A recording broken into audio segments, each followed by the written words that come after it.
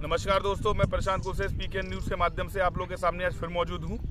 जी हां, जैसा कि आप थंबनेल और टाइटल से समझ गए होंगे कि मेरा आज का टॉपिक क्या होने वाला है। बिल्कुल सही सोचा आपने। क्या ये थर्ड वर्ल्ड वार की ओर आशंका तो नहीं है? क्या यूक्रेन और रशिया की लड़ाई तीसरे विश्व युद्ध को दावत तो नहीं दे रही है? क्या यूक्रेन और रशिया की लड़ाई पूरे विश्व को लड़ा तो नहीं देगी? क्या यूक्रेन और रशिया की लड़ाई पूरे विश्व में तबाही तो नहीं ला देगी? जी हाँ, आज हम इसी मुद्दे पर चर्चा करेंगे और आखिर हम जानेंगे कि ऐसी इस लड़ाई की शुरुआत आखिर क्यों हुई है। जी हाँ, ये लड़ाई है बिल्कुल वर्चस्व को लेके। मैं अपनी कहानी को शुरू करूं उससे पहले मैं आपको एक छोटा सा एग्जाम्पल दे देता हूं कि रशिया का गुस्सा यूक्रेन पर क्यों है। रशिया का गुस्सा जो यूक्रेन पर है वो है वर्चस्व को लेके। जी हाँ, यूक्रेन जो है एक छोटा सा पार्ट था जो यूएसएसआर का पार्ट हुआ करता था, जिसने यूएसएसआर से अलग होके अपने को स्टैंड किया और रशिया के बराबर आने की कोशिश करता है। हालांकि रशिया हर चीज में उससे ताकत में है, आगे है, चाहे क्षेत्रफल के हिसाब से हो चाहे ताकत के हिसाब से। अब आखिर पूरी कहानी क्या है मैं आपको समझाता हूँ। जी हाँ, 1991 में यूएसएसआर से अलग होने पर यूक्रेन रशिया के साथ खड़ा रहा, लेकिन यूक्रेन ने क्या काम किया? यूक्रेन तब गुस्सा होने लगा रशिया से जब उसके क्रीमिया पर हमला किया रशिया ने। अब रशिया ने क्रीमिया उसकी जगह है उस पर हमला क्यों किया मैं आपको बताता हूँ। ये सारा खेल है नाटो का।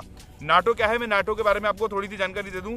ये है नॉर्थ एटलांटिक ट्रीटी ऑर्गेनाइजेशन, जिसकी स्थापना 4 अप्रैल 1949 को हुई थी और इसका हेडक्वार्टर जो है ब्रसेल्स में है।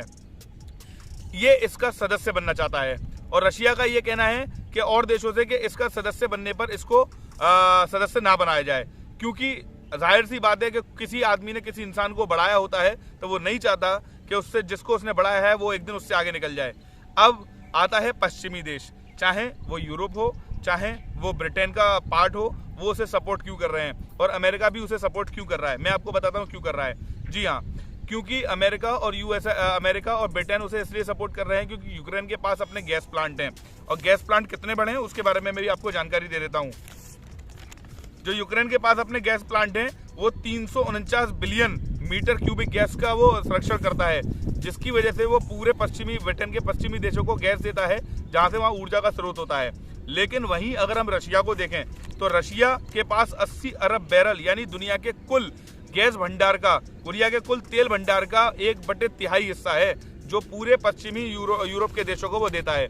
जी हाँ, अब सवाल ये आता है कि अगर देता है तो अब क्या तकलीफ हो रही है। जी हाँ, उसने अपना इस पर पाबंद लगा दिया, जिसकी वजह से पूरे यूरोप पर जो है एक संकट आ सकता है बिजली का, ऊर्जा का। अमेरिका भी इंटरप्ट इसलिए कर रहा है क्योंकि अमेरिका भी उससे तेल की सप्लाई लेता है। अब चूंकि आप जानते हैं कोई भी दो देश हैं वो ज्योग्राफिकल कंडीशंस पर अलग हो सकते हैं, लेकिन तीसरा देश जो उसमें इंटरप्ट करता है वो एक नैतिकता के नाते करता है, लेकिन वो कहीं ना कहीं अपने पर्सनल मफाद, अपने पर्सनल फायदे भी देखता है।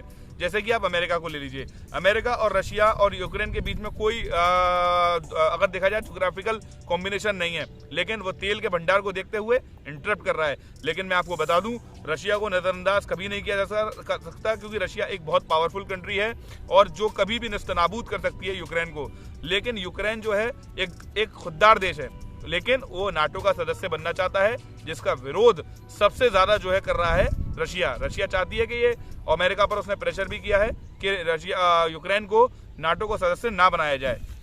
मैं आपको कुछ और अहम जानकारी देता चलूं कि रशिया के बारे में, कि यूक्रेन की वजह से दुनिया की नजर नाटो पर पड़ी है, लेकिन साथ साथ नाटो जो है एक नाटो का कोई सदस्य बनने के बाद नाटो का सदस्य ही वो बनता है जो बहुत पावरफुल कंट्री हो जाता है, जो अपने आप में कुव्वत रखता है।